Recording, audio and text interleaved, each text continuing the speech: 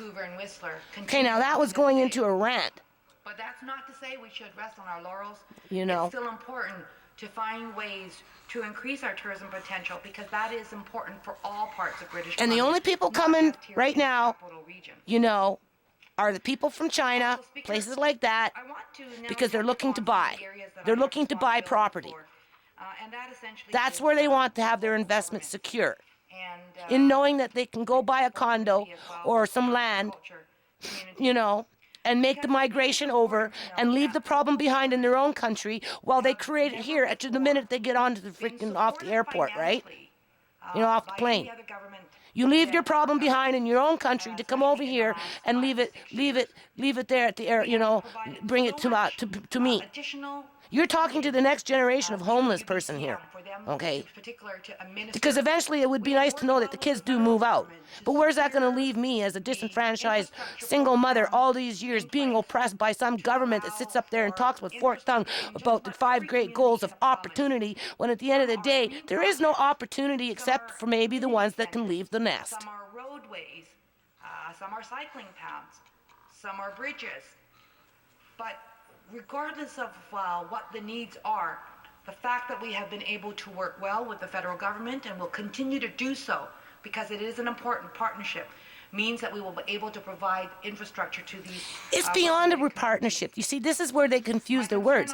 A partnership is like a friendship, okay? You know, you partner up with a business or something. You don't partner up. A government doesn't partner up with a fucking government, okay? Governments are required to do certain things elected under the people, okay? So you take that, you know, well, let's all get all cozy and share popcorn together and watch a movie scenario out of the picture, and it becomes pretty dry. You know, the federal government has its responsibilities to the provinces, just like the province has the responsibility to the municipalities, just like the municipality has responsibility to the people that it represents. That's the way government operates, okay? So, you know, this nice little cozy partnership, well, when you take it to, well, what kind of partnership politics are we playing? Well, you know, all you have to do is look into New York, you know, check out that situation there, put the name Republican in front of it, and then see how it branches with your little pegboard on the map, how it goes from state to state with the Republicans moving in as the conservatives on this side are moving in. We continue on with that great relationship. So that's the partnership? Republican partnering up with Republican conservative? I'd like to convince members opposite to do Or so. is it provincial government working hand in hand with the federal government to deal with the people's needs of Canada? Which one is it? To be able to continue to represent the constituent that I have of Oak Bay, Gordon Head. And the only reason, check this one out, and I know this for a fact, when they started doing their freaking, you know, school restorations and all that stuff, I'll tell you, Gordon Campbell in the Grey Point, which is one of the richest countries in, richest. And I recognize the member for Delta North. One of the richest districts, you know, on the mainland. He got school restoration. They started fixing up some schools in his district. He could have done a fundraiser and done it all for charity, but you know that's asking too much from Gordon Campbell, right? But you know what? The schools in the East Hastings and the one that Jenny Kwong represents. I can't, it's not coming to my mind right now, right? Mount Pleasant, right? That one and East Hastings, they didn't get.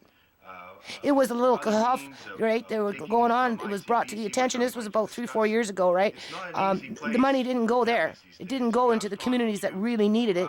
What it did is it went to Oak Bay, which is one of the, richest districts in Victoria. I mean, you can't get any better than Oak Bay. You know what I mean? Sounds like they got quite a few schools that got restored. She named off what, 4, 5? There's quite a few of them. And a new school to boot.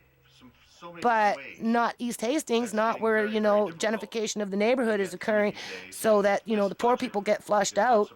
Not there. Those ones didn't get it. I'm sure Mount Pleasant didn't get, you know, maybe 1 or 2 as a token.